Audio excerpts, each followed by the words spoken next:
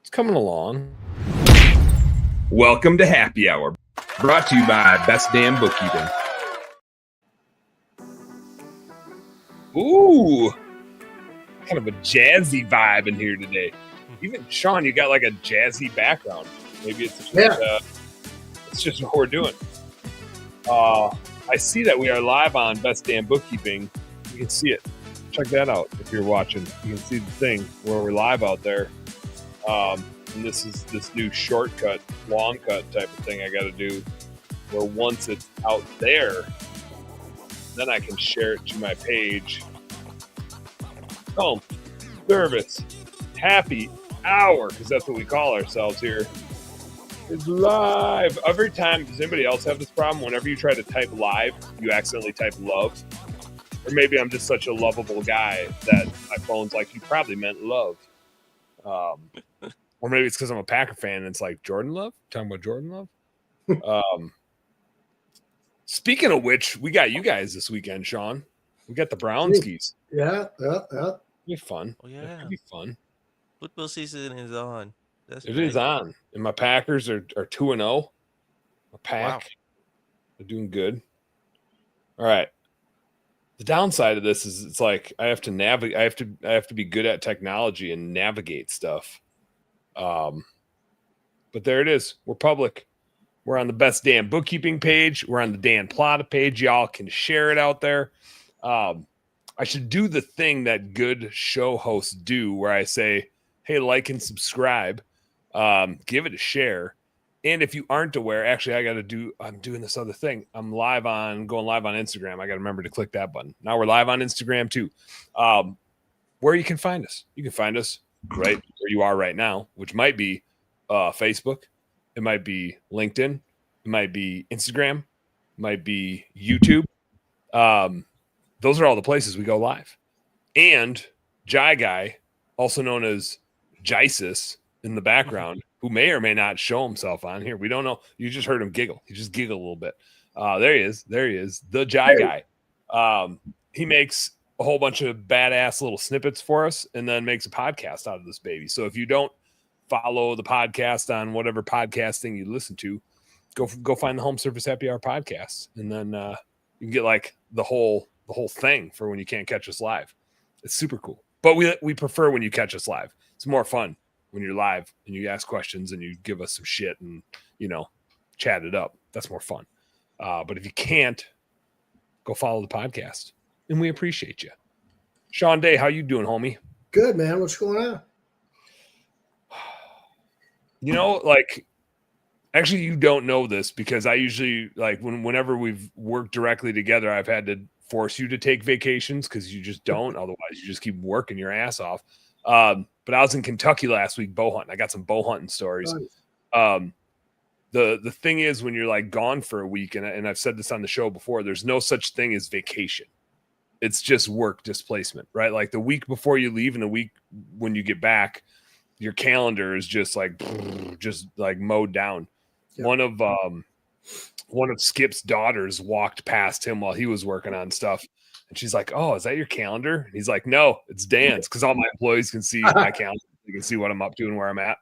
And I was like, oh, yeah, that's probably the proper reaction for like the week after you've been gone is everybody looks at it and goes, oh, or clients are like, hey, I can't get on your schedule for like a week and a half. Right. Do you have anything sooner? And I'm like, yes, no, kind of. Let me move some things. Let me talk to some people. So it's been one of those weeks, but I do. I think I like thrive on those. I enjoy being busy. Like it's not a complaint. It's like a hell yeah, I'm in my zone. I'm in my like flow. Right. And so it's nice to go from ultimate, like you're in the woods, shooting deer, chasing critters around, drinking some beers, to just going super hard at the work stuff, kind of going hard at whatever you're going at. The one thing I realized today, it's not like I just realized this today, but I had the intentional thought of this today. I texted my wife and I was like, we need to go on a date, lady. Because it's fortunate and unfortunate. I was gone for a week, and this happens over and over again. I was gone for a week. this week she has work stuff every night. So like we see each other in the morning for the chaos of trying to get the kids out the door. Yep. Now she has to go to the office every day. So like we don't have her working from home, which just means like, not that we saw each other that much because we're both working, but we at least could like see each other in the hallway. Hey, how you doing? And now she has work stuff every night. So she like gets home as the kids are, or after the kids are in bed. And then she travels next week. And when she gets back, I'm going fishing with Ben and a few other guys out in North Dakota. I was like, I think we need to like go on a date. I don't know that we know who each other are anymore. Cause we're just like, I've mentioned it before, but I think my kids probably think we're divorced. They're like, oh, it's my time with dad. It's my time with mom. Happily married. It's just, we just You've got, like, you guys have like custody schedule without like with being happily married. yeah. We didn't. It's great. We didn't need any lawyers. We didn't need any court stuff. No money had to change hands. No court stuff. No. Yeah. Real quick at CBF, there was somebody I was talking to, and he goes, "Yeah, I'm from New York. We don't need lawyers. We got cops. We got priests." That's what he said. We don't need lawyers. We got cops, we got priests. That's like 6 weeks you just rolled off of, like really not connecting very long at all with the wife. That's like 6 weeks you just rattled off. Oh man, last summer she was gone 9 of 12 weeks. Yeah. She was gone a lot. And I mean, I don't hold that against her at all. I like support her and her career, and she'd be gone for like 3 days of the week, so it wasn't like she was gone 9 straight weeks or anything. And I don't love to travel, but I love going on hunting and fishing trips, and that involves some travel. So I got Kentucky, and then we got, Rob Anderson checking us out on Instagram. Everybody's watching on Instagram. Rob, if you're not busy, jump on in, or, you're probably busy because 'tis the season. But if you're not, come on in. No, I was in Kentucky last week. Got just like a 4 or 5 day trip to North Dakota. Just a little fishing long weekend type of thing. And then got the classic, I don't know, I've been doing this for like a decade now, the Illinois bow rut hunting trip. And that's early November. And then it kind of like shuts down to ice fishing. And then ice fishing is mostly family trips. So we're just in like the gauntlet. We're in the gauntlet. I'm acting like it's not that much. Like 3 weeks ago, I was in Mexico for a week with Joe Deveneaux and Jeremy Jennings and some other guys fishing out there. So San Diego, like the week before. Well, San Diego was part of that. San Diego was Mexico. Yeah, we had to stop in there, fly out of there, fly through. That's right. So I was all, don't try to make it sound like I travel all the time more than I travel all the time. I was somewhere before that. Where was I? So long ago. Yeah. So long ago. Speaking of hunting trips, look at this guy out hunting for a big project. Nice. What's going on? What's up? Are you supervising? You out there supervising? Yeah, supervising. I feel like this is like when the news anchor is like, "Oh, let's take it to our affiliate out in the field." Trevor Steele, tell us what's happening out there. So we're out here in the city of. Actually, I don't even want to tell you what city I'm in. I don't like competitors. Don't worry about it. Don't worry about it. We're doing some Christmas lights. It's kind of like how you talk about hunting spots or fishing spots. Like, yeah, right where, Mill Creek meets Kiss My Ass. That's where you're. Exactly. I'm in the southeast somewhere. That's where I am. Yeah. Sweet, man. Are you chopping away at the big project you were telling me about last week? Yeah. So if you can see, I don't know, there's like 150 oak trees or something like that. Oh, damn. Nice. Yeah. So this is all of it. We're doing the base up, and then up here we're going to do some cascading drop lights all the way down. Beautiful. Beautiful. Locking the streets up. That's right. Look, we got another one. Now we got the quad. We got the quad effect. Rob Anderson in the house. Rob, what's up, brother? Yeah, baby. What's going on? Trevor, how the hell did your name thing just changed? Jai, did you change it, or is Trevor just that talented? No, Jai never lets me get away with anything. That makes sense. How you boy, Rob? What you doing? What you look like you're taking a break minute. What are you doing over there? We're doing lights at the DC Zoo right now. Oh yeah, Oh, just yeah. I just updated that. So we're taking lunch. Lunch break. That's a late lunch. The old 4:15 lunch break. Yeah, when you work 11 to 10, lunch kind of gets changed a bit. It's like working second shift lunch break. Got to do what you got to do. Sweet. I gotta keep hitting my mute because it's loud out here. I got you. That's it. That's all we're doing. That's good. I bet you guys are feeling. Are you both still at the honeymoon phase, seasonally honeymoon phase of lights? Where you still still excited about lights? Because Day one today. Today. Pumped. So yeah, still in the honeymoon phase. We have a VRBO. We just ordered a bunch of food and call it an early day because it's day one, but that's just how it goes with projects. And then about day 5 or 6, we'll probably be like, all right, this needs to be over now. And by December, you're like, I never want to see a light bulb again. Yeah, exactly. Live in complete dark. Yep. And this summer, I mean, we've talked about it a little bit on the show. This summer, the summer lull, summer slowdown was a little more severe in different places. Rob, I know you and I talked about that when I came out to visit you in Maryland. Does it feel like, was there more anxiousness, maybe is the word, or was there more excitement to get to holiday season and like get back into holiday light mode just because it's more consistent? Like, is it feeling like business is back and normal? While you're eating your lunch. The hard part is being slow in August and having to use all that deposit money to keep everything going. Yeah. Instead of it being just reserve capital. And then like we've been waiting and a gas station project that we normally would be like halfway through it right now. Like Friday was like, yeah, go ahead, get me on the schedule now. It's like, well, cool. We took everybody across the bridge so we can do 2 jobs this week. I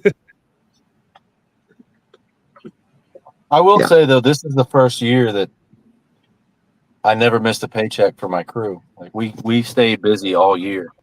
There was a drop, obviously, but it seemed to come more sudden. It was like usually you can feel the slowdown coming, and you can start prepping your guys. But this year it was just like, but it was just a slowdown, not a stop, not a screech. One of the weird things that I saw is historically, I felt like that summer lull would, like, it was very predictable. It was like July 4th would hit, and then kind of that week the phones would stop ringing, and so then like after that up until Labor Day, the phone rang slower after that, like 1 week of lull. This year it seemed like different people in different parts of the country in different industries like stayed hot for either the slowness happened, like you said, more abruptly and more severely in some cases, and like the timing wasn't as spread out or as predictable. I know Andy in Minneapolis, like, July was okay for him. It wasn't June, but it wasn't a severe drop. And then August, everybody disappeared. I mean, like August was the lowest August pre-COVID, I think, and nothing different really. And now, and like by the last week of August and September, it's kind of back to more normal seasonal levels. And so it's like, was it some political shit? Was it some economic shit, which is obviously all tied together? Was it some location shit? But I do books for a bunch of people in Minneapolis, and not everybody experienced that same crazy, like up and down. Is just so weird. The isolation of the impact. Weird to watch how this summer, like the inconsistencies of this summer lull was just goofy across the country. Rob's either got the best poker face over there or he froze up. But at least, I mean, like, I've seen a way worse frozen face than that. You know, like you can get stuck with some pretty shitty faces. Yeah. There you go. Hold it, Trevor. Is there, It's is usually there, when you're of a spitting out a word. That's when you get the goofiest frozen faces, like when your mouth is contorted to say a certain. or you a know. really exaggerated expression? Yeah. Oh, yeah. What were you saying, Sean? Is there anything going on different with like Google ads or Facebook ads that would change like the flow of people trying to get bids and inquire and all that shit? Has that changed? I don't know, because I don't use Google ads and stuff like that with what we do with Higher Lead Chill here, but I'm hearing that things are a little bit different, and that might cause different sort of balances in what's going on seasonality wise. I don't know. Yeah. I hear a lot. This is all secondhand. And so I don't have data to support it. So, just like a normal podcast host, just saying some shit like it's fact, but I don't have anything to back it up. That's what I'm about to do. But my understanding is there's a lot of private equity like starting to play in our spaces. Yeah. And so the money, I think there's probably twofold, which is we know Google's going to keep raising the price of their ads to maximize the amount they're selling them for.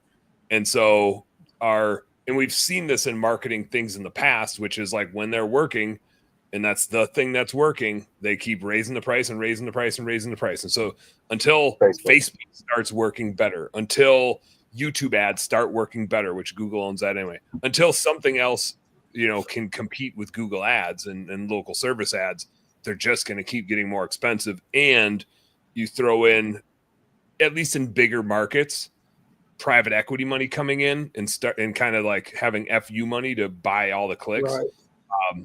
Like that will continue to drive the price up, right? You get a big buyer in there, and of course it's going to drive the price up. So I think there's definitely some of that going on. I don't know if I don't think that explains all of it. And again, I would assume there's some location prejudice to that of like, where is that money going to come into play and where is it not? But that's my understanding as a podcast host that has no data to support what he just said. He's just no, but you have a podcast, so I mean, it's official. It is official now. It's official. You're not fake news. You're not fake news. No.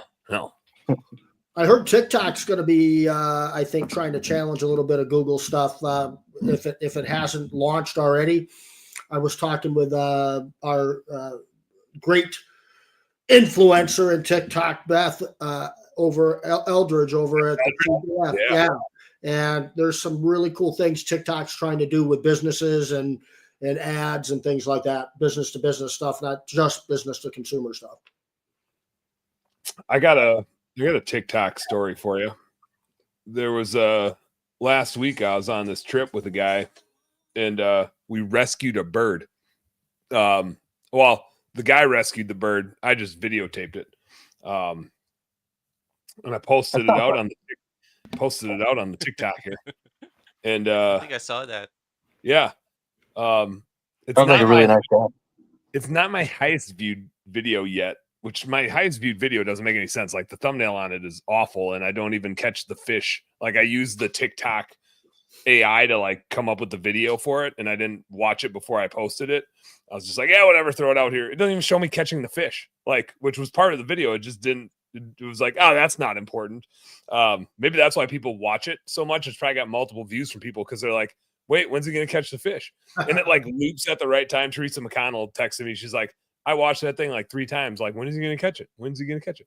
But anyway, I posted this guy that we know releasing a bird. We had a bird in our Airbnb when we were out bow hunting, and dude had to go capture it and then release it. And so it's like the releasing of the doves, like out on the balcony, let it go.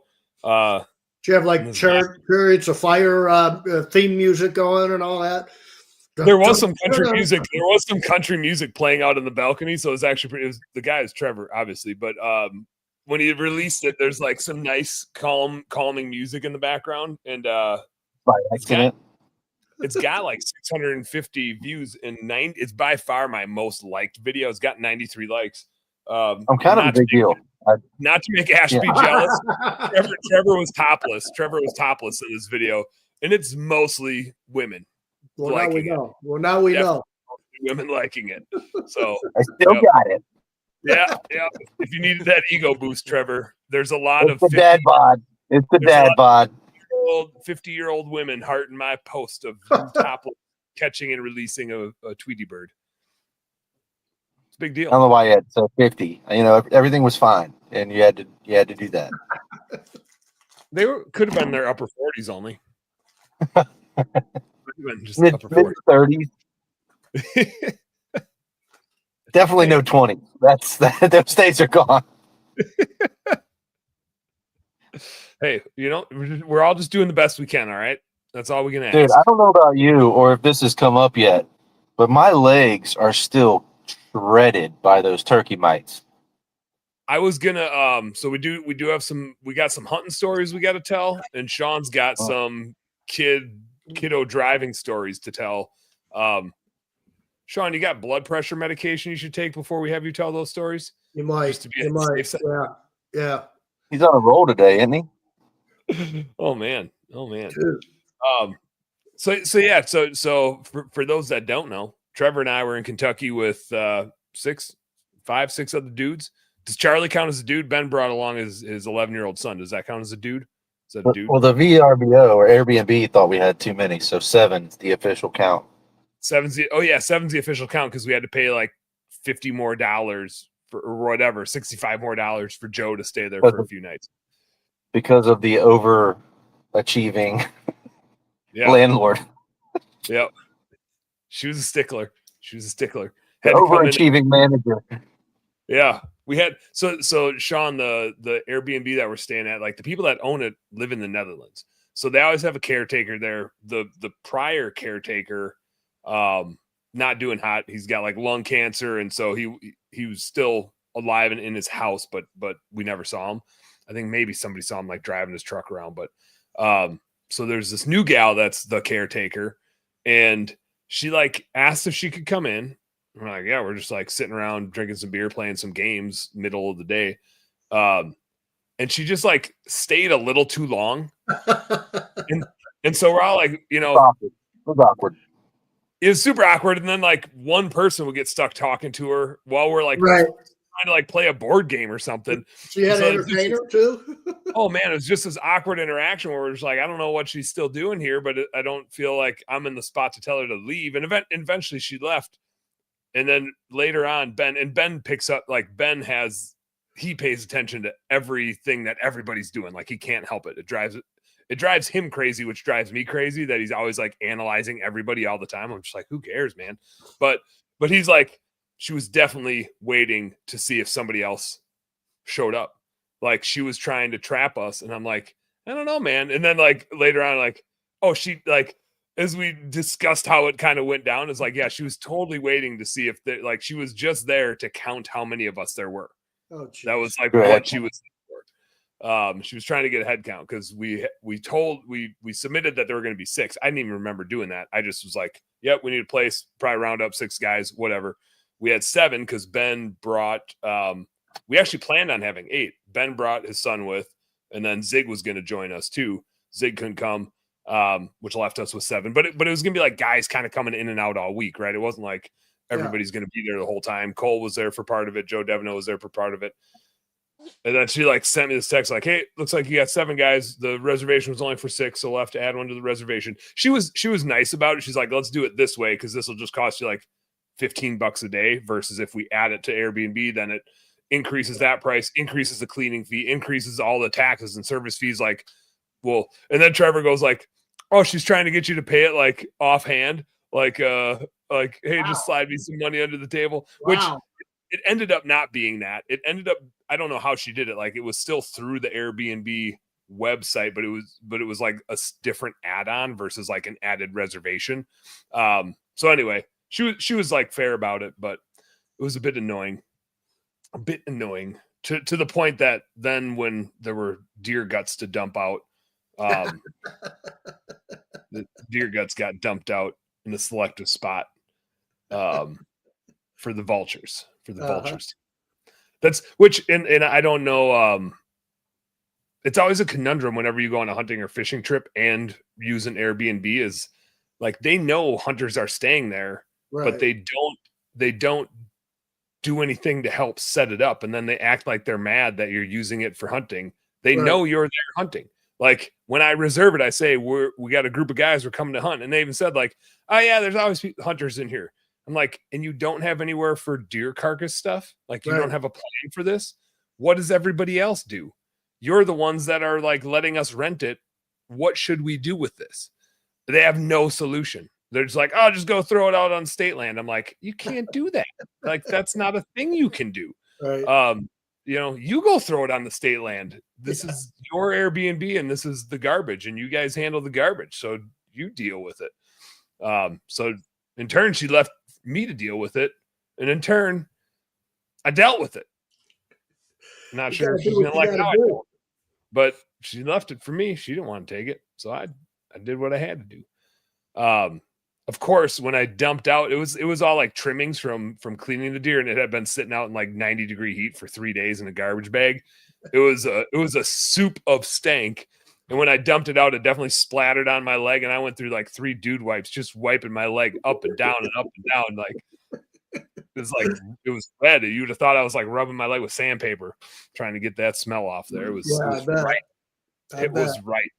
I hadn't smelled much of that smell, but that was the smell. Yeah, that sticks around, lingers, and it's when it gets up in your nose, it's like there for a couple days. There's a weird conundrum that happens, and I've been told this isn't true. Oh, Jai, we need to take a commercial break. I'll tell you about the conundrum after a commercial break. We got to take a commercial break because, well, Jai, are we making a radio show today? Is this technically a radio show today? Are we on the radio? We're live on the radio. We still have access to the Turfs Up live Well, radio stuff. Let's tee up a little commercial break, and then we'll come back and we'll tell a couple hunt stories, and then we'll listen to Sean's interesting kiddo. I got to run, man. I can't stick around. All right, I'll tell some fake stories on your behalf. Sorry about it. Good luck, man. Crush it. See ya. With that, let's hit a commercial break, Jai.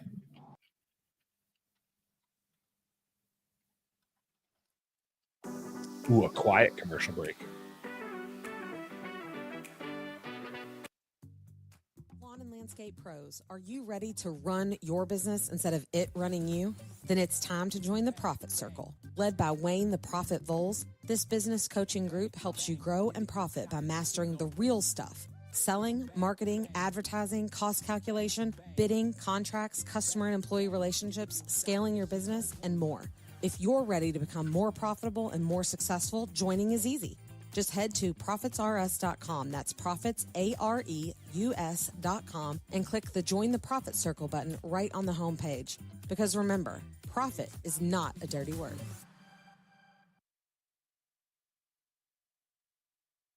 Are you a military family with a spouse on deployment away from home?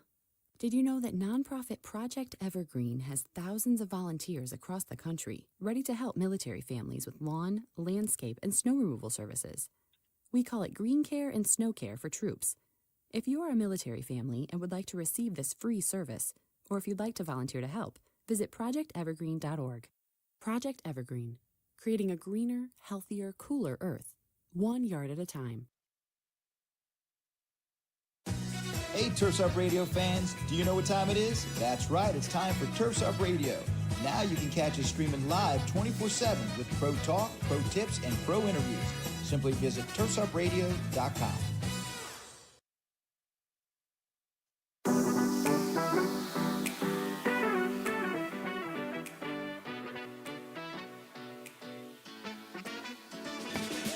Oh, baby. We're back. Although my computer's like working hard to catch up over here. We got Phil Dog in the house. Hi, Phil. Good to hear from you, man. I'm watching. Good to hear from you. I still got my Stonebridge. I worked with Phil back in my Cargill days. Did a couple some business and some golfing with old Phil Dog, and I still got my Stonebridge shirt and I got like a long sleeper that I wear every once in a while. I don't golf the way I used to, but you know, still got to stay warm while I'm out there drinking beer and pretending I remember how to play the game. But Phil, man, good to hear from you. Hope everything is good with you. Says I still got the gift of gab. Still got it. Or at least it's just hard to shut me up, I reckon. No, we did have a good trip to Kentucky. I ended up shooting a hardhorn buck, which is kind of like the season started a little later this year, but usually we go to Kentucky to chase velvet bucks like before they drop their velvet. Same evening. I think it was Wednesday night. It was either Tuesday or Wednesday. Cole Sycophus got one as well. Nice. We both tagged out. So Cole got a nice 8-pointer. I shot a little 9-pointer. Of course, after I shot the 9-pointer, I'm like, it was like 2 hours before dark. It was way before dark.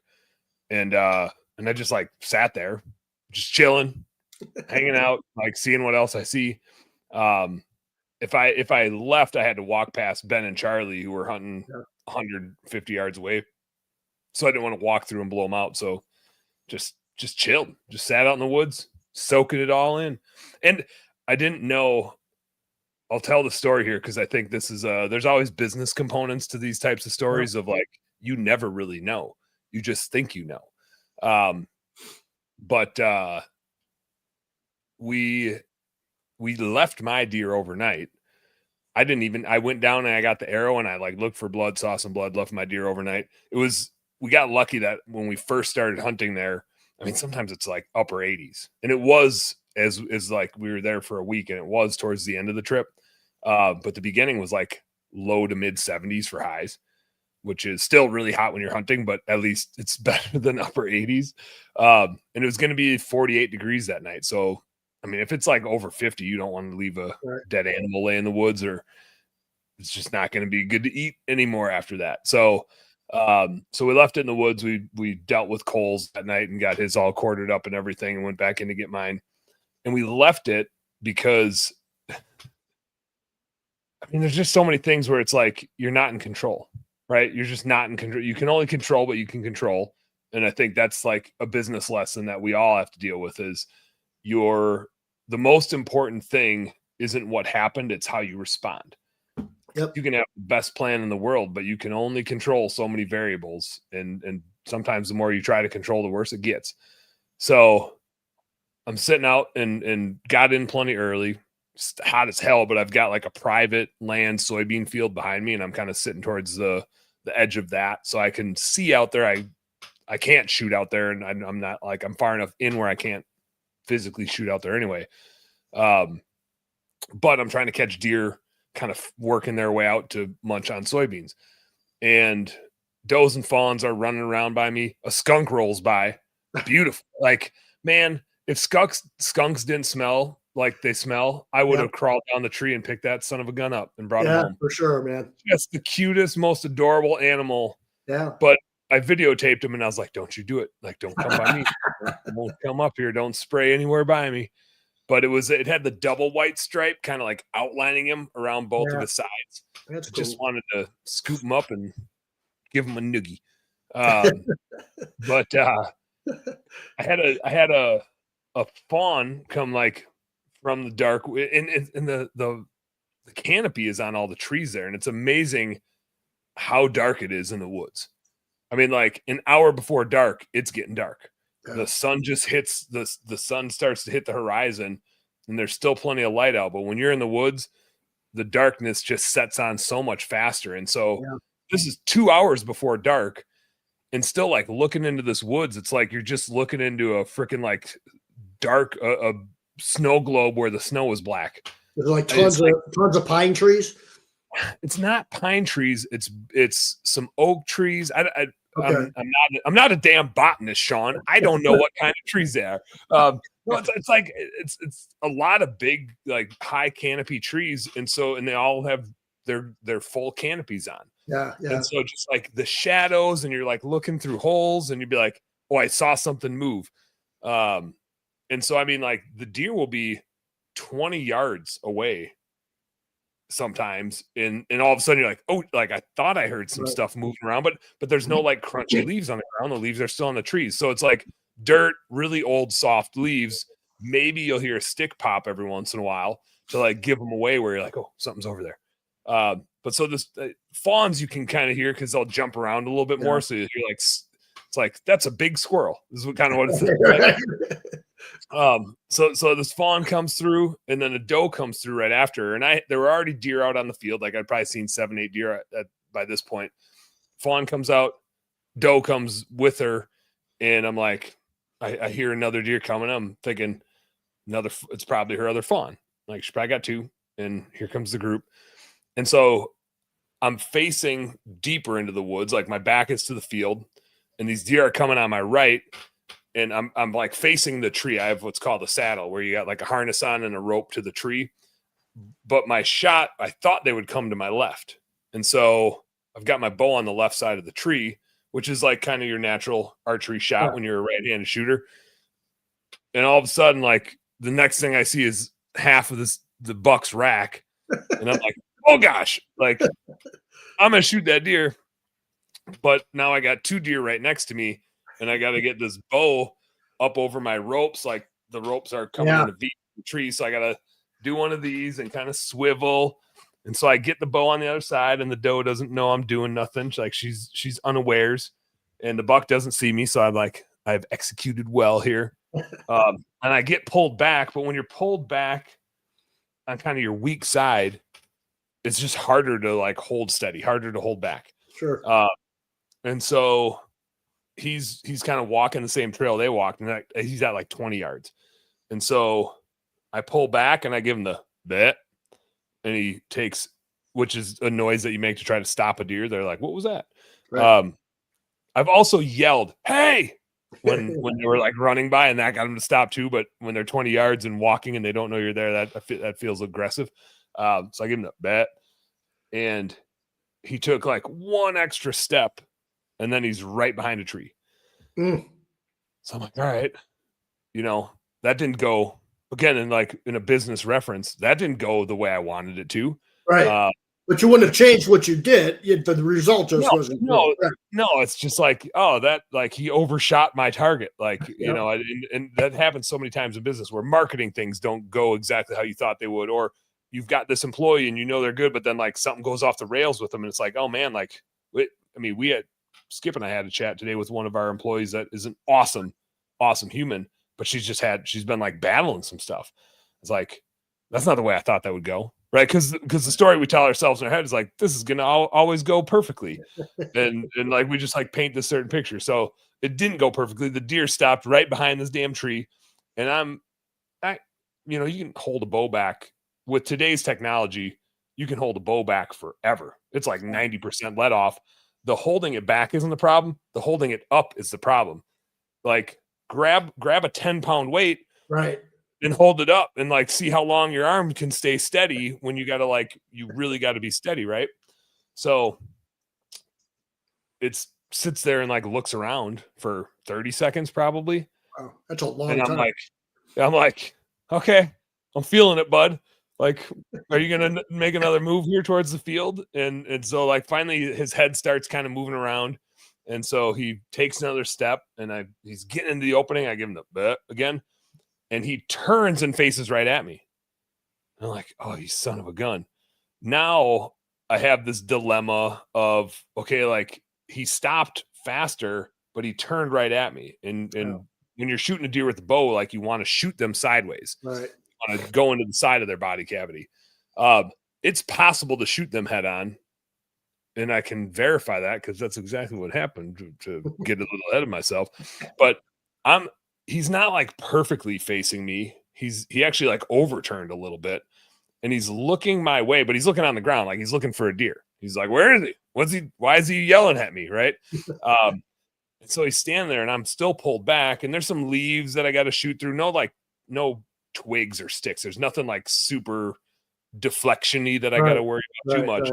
Right. But I have this dilemma. And again, just a business thing.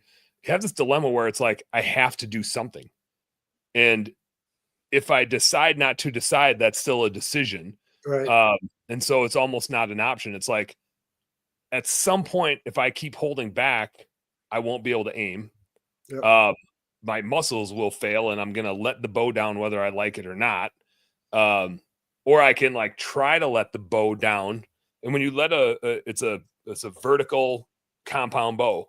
And so they're like geared to you pull them back, and I'm pulling back like 60 pounds. And so you pull it back and then it like eases off. You get over the hump of the cams on the top and the bottom. And so to go in, you've got this like jerk because it wants to like shoot forward. So you have to still use muscle to like hold it from it's trying to release all that 60 pounds of like pent up pressure. It shoots the arrow at 320 feet per second. Like it snaps, right? And so if you're going to let in, you've got to like hold it. It's like a lot of muscle just to let it in to not have it, to not make a fast movement, not make a lot of noise. And this deer's 20 yards away from me, looking my direction. He doesn't see me up the tree, but if I start trying to let in, I'm like, he's going to bust. Like he's going to see me let in. Right. And so I'm in this decision frame where it's like, I'm kind of damned if I do, damned if I don't. I either need to shoot him with a perfect shot. And I don't have a problem shooting deer head on, especially when they're 20 yards away. Like that's a shot I can make. But after 45, 50 seconds, that aim gets a little bit harder to stay locked on where you need to hit. And he's not perfectly facing me. He's kind of like quartered a little bit. So I really have to like tuck it right in front of a shoulder to hit his heart. But the alternative is I got to let down. He's going to see me, probably not get a shot at him because he's going to spook. And I think if I wasn't like confident in my shot, the ethical thing to do would have been let down. And if you don't get him, you don't get him. Right. But no, like that's a really hard thought process to have when you're out hunting and you're trying to kill a thing is like, yeah, here's a buck that I'd love to shoot. I'm just going to let him get away. Right.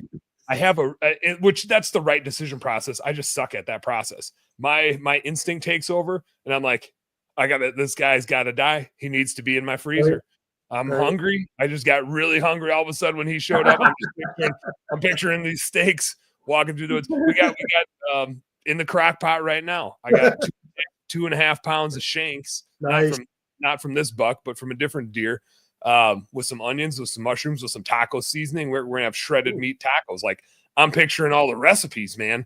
I can't let this thing walk away. This is 100 pounds of meat right out here.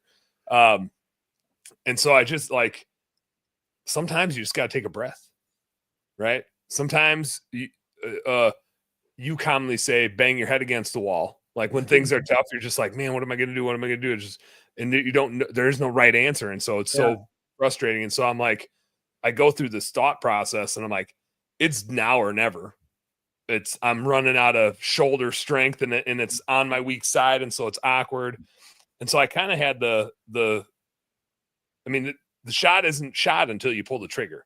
Right. So I'm like, well, I'm going to aim like I'm shooting this son of a gun and maybe he'll move. Like I'm going to buy him like 5 seconds and I'm going to try to get locked on him with my aim. Cause I had him pulled back, but I didn't even have everything lined up. Cause I was just like watching him. Yeah. What are you going to do, man? Where are you going to go? Right. Are you going to turn back and walk towards the field? But he stood there for like another 30 seconds. So, I mean, I'm a minute in. I'm like, I got to do something. And so I shot. I got on him and I was like, oh, right there. That's it. Locked in, took the breath, pulled the trigger.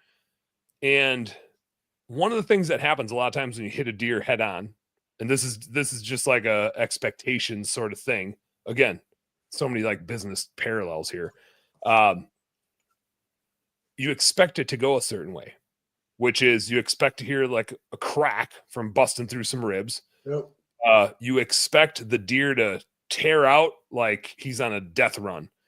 And you expect crashing, like running through brush and just loud noises.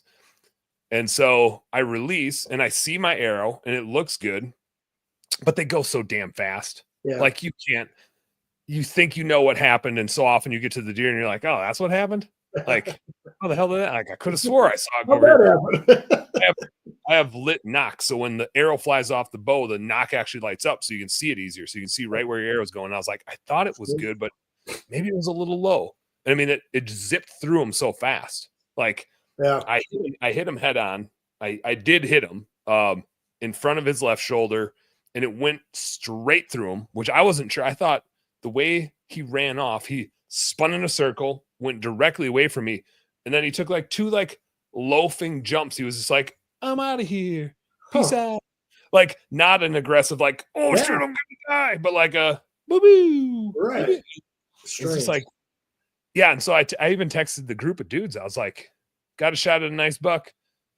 Not sure what happened. Like I kind of had that do or die shot, and I think I effed it up. Like I think I missed low. Just he didn't act like he was dead. Yeah. He kind of like loafed out of there. And so that so then I again, like I had to sit in the stand for like 2 more hours, and man, I must have replayed that thing 1,000 times. And I could see my arrow stuck in the mud, and I was kind of thinking, man, if that passed through brisket, like head on shot, Right. like side of the cavity, I can see it pass through, like the arrows zip Yeah. right through. But to go head on and not like usually if you go head on, like that arrow is still sticking out of their chest. It doesn't Right. make it all the way through. But that arrow zipped through them. So in my head, I'm like, man, I just must have missed low. The arrow is still stuck in the ground, like stuck in the ground. And I never heard him fall. I never heard him break anything. Right. I watched it. I like he ran 20 yards and then took a hard turn to the left and like 2 loafy jumps. And I was like, just didn't look like an animal that's critically wounded. So I got down when it was dark, found my arrow. It had blood on it. Not a ton, not like I passed through a lung. Like usually if you pass through a lung, it looks like the whole arrow's painted. So what's crazy is I passed through a lung.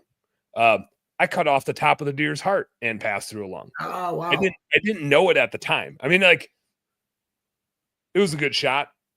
It was a lucky shot. But luck is just a derivative of skill. We know luck isn't a real thing. Right. I grew up shooting bow a lot, so it was intentionally there, but it was fortunate that it went right where the hell I wanted it to. Because the way he acted, I didn't think it did. It was just like, I had to have missed low, and I've missed plenty of deer, and I've wounded plenty of deer. Like it's part of bow hunting; you can't avoid it. But he had a blood trail that looked like somebody had a super soaker. Like, and again, we like left it just because I was like, I don't know, man. Like, there's a lot of blood here, but a low hit creates a lot of blood, gravity. So I wasn't super confident, but we found that buck early the next morning before it got hot out. So I got a freezer full of that. And if Trevor was here, I'd have him tell his doe story because he shot a doe second to last night. And I brought a chest freezer with, and he took off. We all decided to drive back on the Friday instead of the Saturday. Just everybody, after a week, everybody's like, we got to get home. It's a high of 88. Nobody wants to hunt out here anymore. Right. Everybody's itchy. Trevor mentioned it, but there was a turkey mite, like a bug that rides around on turkeys. And Trevor got it really bad. Joe Devino got it really bad. Cole got some. I got a few. Trevor also had like 5 deer ticks on him that he found. I found one buried in my leg too. And I've had Lyme at least once. They think maybe twice. So that one, I found it like 2 days ago. And we got back last Friday. I don't know what, like it couldn't have been in me that whole time. Right. I've taken plenty of showers since then. So it's like, what gear of mine was it on? Like, where was it riding? Yeah. Like how did it just get attached to me now? So that was goofy. The big highlight. So we got the 2 bucks. Trevor shot that doe. I got home, opened up the freezer, and I was like, the hell, Trevor? Like, your doe's in here, man. And so I texted him like, oh, I left it for you. Thanks for doing everything. I was like, I feel like this wasn't a favor. I feel like you didn't want to deal with it. Right. You wanted me to deal with it. So you're acting like you did me a favor, but like now that's one less deer I get to shoot. Right. Like, Right. What That's funny. He ditched a deer on me and tried to act like he did me a favor. But so I spent this weekend butchering up his doe. On a real plus side, I don't think any of us got poison ivy this time. And if you recall, God, yeah, I remember, man. That was. You would have thought I took a bath in the shit. Right. It's one thing poison ivy, but when it swells up and it's everywhere and it oozes, and that's nasty, man. We did. So we learned. I think everybody got a little bit on them. I definitely had some on me. Yeah. But the biggest thing that we learned from 2 years of not knowing what the hell poison ivy looked like is, I mean, here it's like leaves of 3. Right. There it's like a hairy ass vine on a tree. And man, we were climbing so many of those trees with vines on, like we were just dumb. We didn't know that was poison ivy. So this year, like every tree that had that, I mean, it might as well have been the plague. We were like giving it a 3-foot perimeter. There's one time I was close to it, and I might have touched it when we were tracking a doe that Charlie shot. We never found it. but Ben was like reaching around to show me like a leaf with some blood on it. And I reached to grab it and I was like, oh God, like the vine was on the tree right there. Man, I like went home and showered and I was like scrubbing my arm for 20 minutes. I was like, no, you don't. You are going to get me, baby. But anyway, let's Jai, let's hit another commercial break. We got some Sean life stories, some life lesson type of stories to close out the show with. So hit us with a little commercial break, guy. We'll be right back with a little more home service happy hour right now on Turfs Up Radio.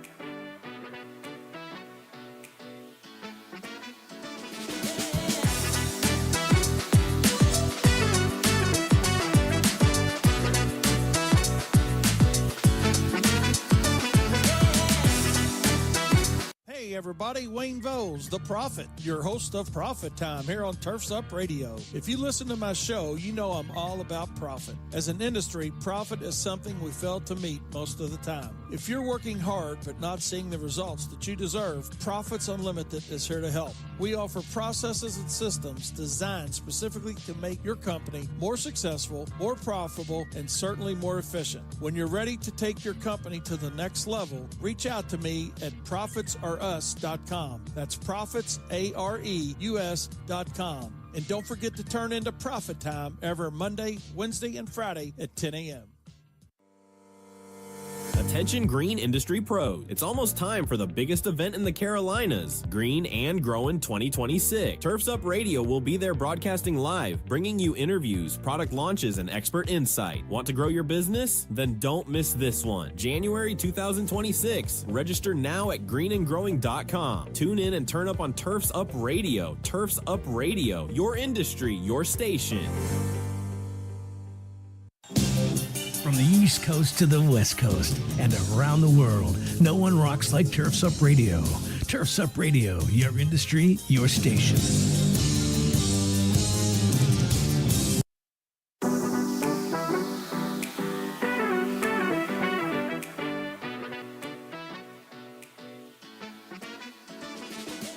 What's up, kiddos? Welcome back to Home Service Happy Hour.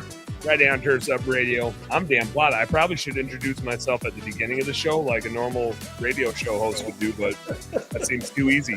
Why would you want to do what everybody else does? I'm Dan Plata. The NFL introduces all the players at the end of the game. It's cool. Yeah, it's fine. It's like this is more like the credits, you know. We got Sean Day from Higher League Chill for all your recruiting stuff. Real quick note, we got James Hatfield coming back on the show. I think he's a 3-time guest now from Live Switch, and we are official affiliate partners of Live Switch. Jai, I probably got like a link for you to put in show notes and stuff like that if I didn't already send it to you. Please do. But and James has the link for this show, so there's gonna be times he's coming on the radio show jamming with us when he's available. So super pumped to help James out. Super good dude, super cool software. Like if you're in that conundrum of do you have salespeople or do you try to sell over the phone or sell online, James has the middle ground thing that it's just like it saves vehicles, time, gas, converts. Bigger average ticket. It's like a video recording / live chat software for your salesperson and I have to drive to everywhere. It's sweet. You got to check it out. And it's so affordable. It's like, I don't know if it's a couple $100 a month versus like, what does a salesperson cost you? It'd be crazy not to use Live Switch. And James is on tonight and he's got some cool new shit to show us. And I'm sure we'll talk a lot of fantasy football because he also like used to do a show with Tiki Barber, like talking fantasy football. He's such a nerd. He's the nerdy white dude that talked about fantasy. Like, he wasn't the dude toting the rock. Like James is not the guy carrying the football around. He was like the arithmetic dude in Moneyball. Like that's James's. That's who James is. He's the nerd that's like, I think I mathed out exactly how to play fantasy football. And he's good at it. Super smart dude, but super fun dude. So we'll be catching up with him tonight. Sean, let's close it out because I know enough of this to just know that it's funny, not funny type of stuff, but it's funny to the rest of us. And as a dad that has 3 kids that are, I mean, it's gonna feel like it's tomorrow. Right. But I got a little bit of a buffer before they all start driving around here. Give us a little story time of Sean's life over the last half a week here. Yeah. Well, let's see. So I have my son who just got his license about a month ago, and he's noticeably, I've seen him parking the car, which is my car, by the way, like an inch or two from the garage door. And I'm wondering what, like daily he's doing this. I'm going, and you can tell it's intentional and something like, dude. And then is he like going around and hood sliding over the car to get back across it? Or does he not have to get across it? Is he walking around the back? No, it's not like, it's like in the driveway, parked outside, front end to the door. So he's just playing a game where, so I asked him, when I asked him, what the hell's going on? Why so he says, I'm just trying to kind of like play a game to figure out how close I can get. So I'm practicing my driving, Dad. And I said, well, dude, it's, we don't play frickin' games with cars and buildings. Okay. That's for like computer screens and frickin' shit like that, not for houses. So I'm talking to my wife, Amy. That's Ryan 16 or is he like 15? So he's got like a permit. No, he's like got his license 16. He'll actually be 17 in January. So he's had it for maybe he's had it for. No, he's had it for only about a month and a half or something like that. So in my brain, Ryan is still like 10. Yeah. He's like 5'11" now, 5'10", 5'11". So you haven't seen him in a while. Yeah, he was definitely basically up to my chest last time you saw him. Now he's like 3 inches taller than me. Got his little shaggy beard going and all that stuff. Yeah. The high school beard. I won't stand next to him then. Yeah, Jai thinks I'm tall. Jai says, "Damn, you're tall." Yeah. So I asked him, I told my wife, I'm like, hey man, this kid, I don't know why he's doing this. She's like, I just told him like a couple days ago not to do this. So like a couple days after that, I know when he's coming home, I'm getting some food ready, coming upstairs, see how his day was and shit. All boom, hear this big bam, man. And I instantly knew what the hell just happened. So I'm like, you son of a. So I walk outside and I see him like looking at the garage door. I can see it bent in. He's trying to bend it back, like he's trying to rush to fix this super big problem before I notice. He's praying to God I'm on like a Zoom or something with you, and I'm not. I'm like right by the door, ready to say, hey, dude, I got some food for you. Let's sit down. So that happened. Fortunately, I was able to bend the track back and bolt and everything. How close does he park to the garage door now? It's like about a half a mile. It's not even close, dude. Like a whole team could be holding hands and walk through between the garage and So I'll give it some space. Give it some space. And he's driving a hell of a lot slower too, with 2 hands on the wheel and all this shit. So yeah. So that happened on, I don't know, Monday of last week, a little over a week ago. Thursday rolls around last week, and you get this phone call. I missed it. It's from my son, and it's transcribed, right? So the transcribed voicemails suck. So it's kind of like I'm getting this message that says something like, and I'm driving, so I'm like at a stoplight, trying to read it, looking at the light turns green. I'm still trying to read this. Dad, so sorry. I'm taking home, trunks mangled. That's all it says. I have no idea if he's in a car, a pile up, if it's his fault, if he's hurt. I don't know any of it, man. So like instant, like I can't do a thing, but I gotta hear what's. So I call him up. He doesn't answer the first time I call, so that's never good. Yeah, your blood pressure's going up at that point. More. Yeah, and I'm not sure where he is, and I'm driving, so I can't like just be mussing with the phone to see. We GPS everybody, know where we're at. I can't be doing that really because I'm going to get killed, and because I'm not thinking real clearly either. You're gonna get in a car accident then. Exactly. Yeah, and I'm like waiting to rear end somebody from going like this and driving. So I finally get a hold of him, and basically he passed up a driveway that he should have pulled into, went into another driveway to turn around, backs out over a hill, cars coming 55 miles an hour. So he's got a choice to make, to either sit there or to floor it and continue to go backwards. And he floored it and rammed into something. To this day, I'm not sure what it was. So we did go back to the scene of the crime. I made him drive me over there and shit. And I'm like doing a Columbo routine, taking down what's going on. Yeah. So, I think I hit a tree. There's no bark anywhere, there's like ditches. You're not getting in, you're going into a ditch, or if you floored it hard enough, you're flying over the ditch and you ain't coming back out. You're like in the woods, dude. All right. Yeah. So, mailbox? Was it mailbox maybe? I'm thinking maybe, but I'm looking at mailboxes around there. I don't see any, and I'm trying to explain to him if it's, did you go into a driveway, into it? The only thing I can think of is it was a guardrail maybe, and like there's some shit on top of the guardrail, but there's nothing underneath. It's like the bumper wasn't hit, and the bumper wasn't hit. The top of the trunk was hit. Right, and the bumper is out further than the top of the trunk, which has all the damage. None of it makes sense to me. So I don't know if he grabbed one of his buddies and put his head into my trunk, or I just don't know. And so, he's really fuzzy on what happened. Dad, it happened so fast. Just happened so fast. Which that just says I don't have to really remember or tell you exactly the truth to what happened, because I don't know. I will get down to the bottom of it. I'm probably going to interrogate the dude that was with him soon here and see what the hell his story is. Yeah. Yeah. Hey, man, what'd you hit? It just like total insanity. I'm trying to get back home. Like the wife texts me and shit like that. And I'm like, yeah, all right. So an hour later, that's you're still at 99% to max blood pressure. Yeah, you're still boiling. I haven't seen my car yet. Okay, I'm in another car. I have not seen his car yet. Oh, this is before you saw the truck damage. Yeah, I haven't been home yet.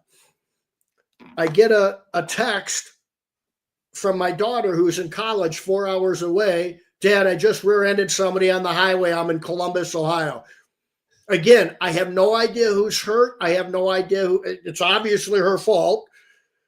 So now I haven't had a drink in about 4 years, mind you. So I can start. I'm just smelling vodka in the air. Just all of a sudden I have this smell of vodka in the air for some strange reason, man. And my brain isn't functioning properly.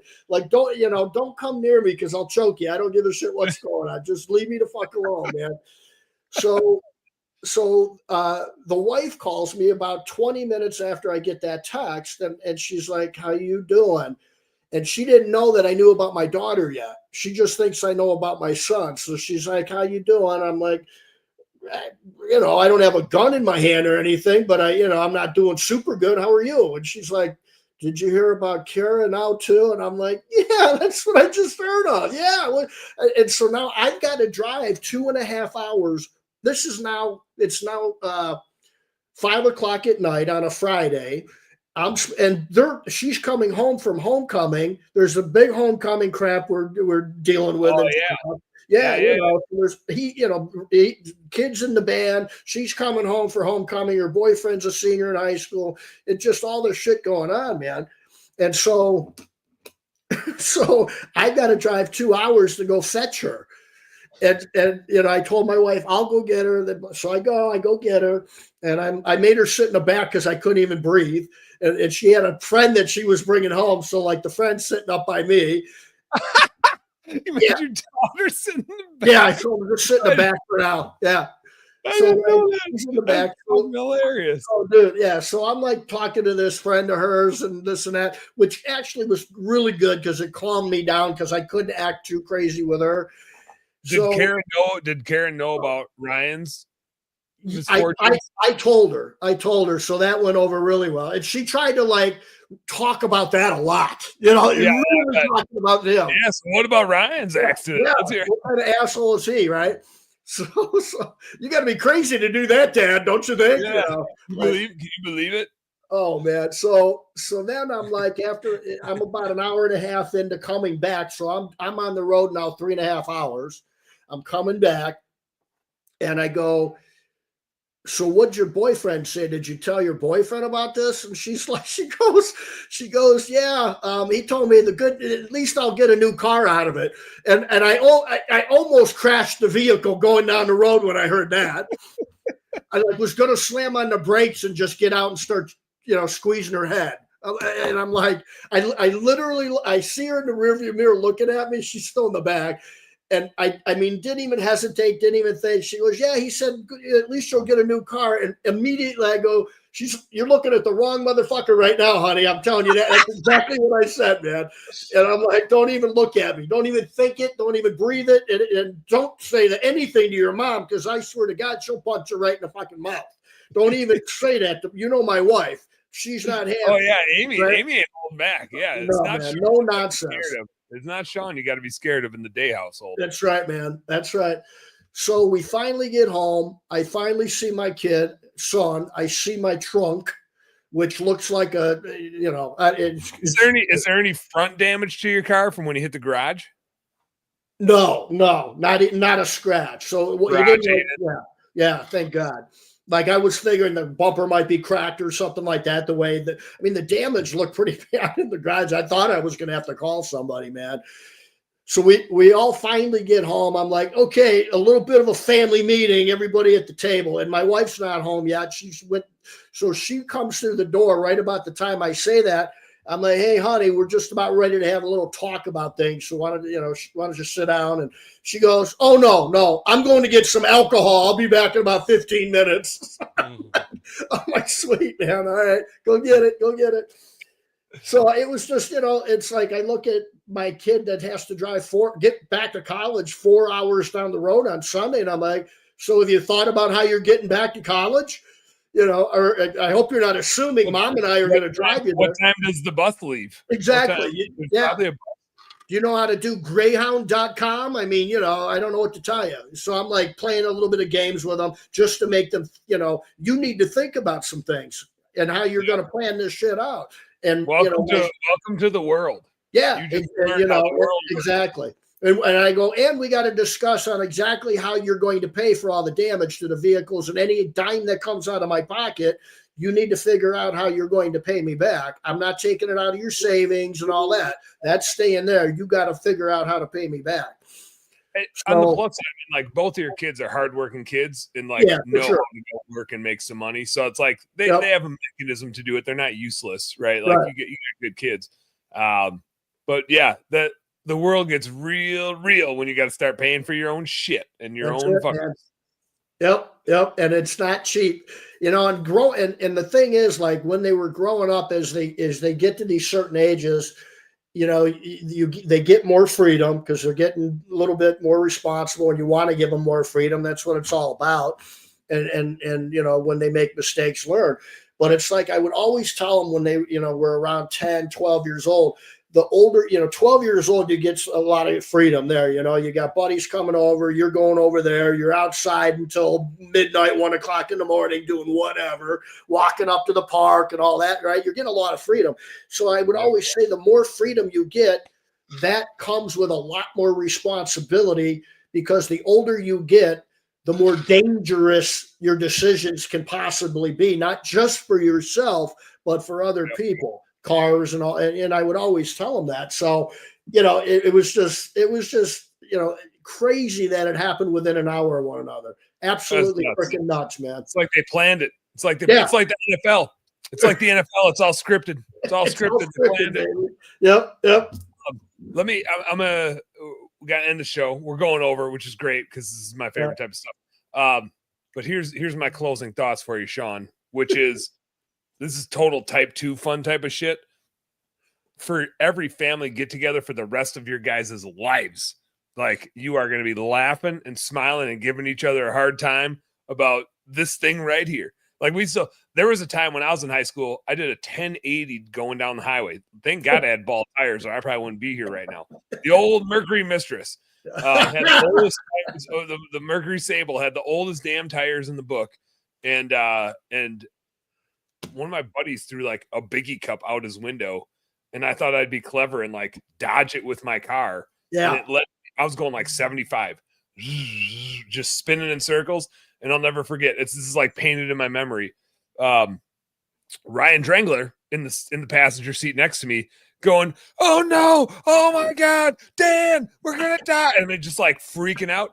Ricky Sandrini, no seatbelt on, in the back seat, hands around each of our sides, going, woo! And it's like I feel like I'm in a sitcom and everything's in slow motion, and I see their, like, I just picture their faces, right? Just total opposite ends of the spectrum, and our car is just spinning, and the world's happening outside, and I just see like shit going around. I didn't know how many times we rotated. As we drove, like, those skid marks were there for a long time on that section. And I counted it later. It was like a full three full rotations going around. Nice. But man, it's like one of those things. We didn't tell my mom what happened until Zach eventually, it was my buddy Zach that like threw the cup out the window that caused me to think it was a good idea to avoid a big cup. But my mom forever thought a deer ran out. And then eventually it was just like, hey, Mom, that wasn't a deer. It was Zach. Zach threw something out his window. I tried to avoid it. We were idiots, but we're all still here. Yep. That's what I'm waiting for my son to tell me in a couple years what the truth was. What did you really hit? Yeah. There might be a dead body out there somewhere. Maybe hit it. You never know. You never know. Watch the police blotter. See if anybody shows up. I'll have to tell the story on another show about stealing my mom's car when I was 12. That'll be down the road a piece. Yeah, I'm pretty sure that what you experienced recently was just pure karma. Yeah, without a doubt. That hit me like a ton of bricks like the next day. When you had your family, once Amy got back with the booze and you had your family meeting, were you like, hey, you guys, you're like, I'm pissed, but let me tell you a little story. They've heard some of my stories just from sitting around the table talking to brothers and shit like that, stories they probably shouldn't have heard. So they know, but they are also smart enough not to bring it up in the middle of the heat of the fucking hour. Yeah, now's not the time, kids. Man, I'm so glad you shared that. That's funny. It's like, it's stressful, it's annoying, it's frustrating, but it's like, it's what life's all about. Well, we had a big family golf outing the next day, the Ray Day with the wrestling coach and stuff I told you about. So there were a ton of people there, and it's like, hey man, what's going on? What's going on with Kara? How's school going? And it's just like, let me tell you how it's going. Let me tell you how it's going. It's all part of the journey, all part of the fun. Yep. Oh yeah, man. All right. Well, Sean, thanks for hanging in there. Thanks for doing some story time on the old Home Service Happy Hour podcast. Business nerds, you guys know what to do. Work smarter and harder. Go earn yourself some pride. We'll be back tonight with James Hatfield, 8 o'clock Central, 9 o'clock Eastern. If you're in Arizona, who knows what the hell time it is for you guys? Since none of us know. We don't know what you do. But we'll see you tonight with James, live switch. If you don't know what it is, go check it out. And James is probably going to do some screen sharing and showing some cool shit that they're up to. And we'll probably talk some fantasy football because he's such a nerd about that stuff. But we'll see you guys tonight. Peace out.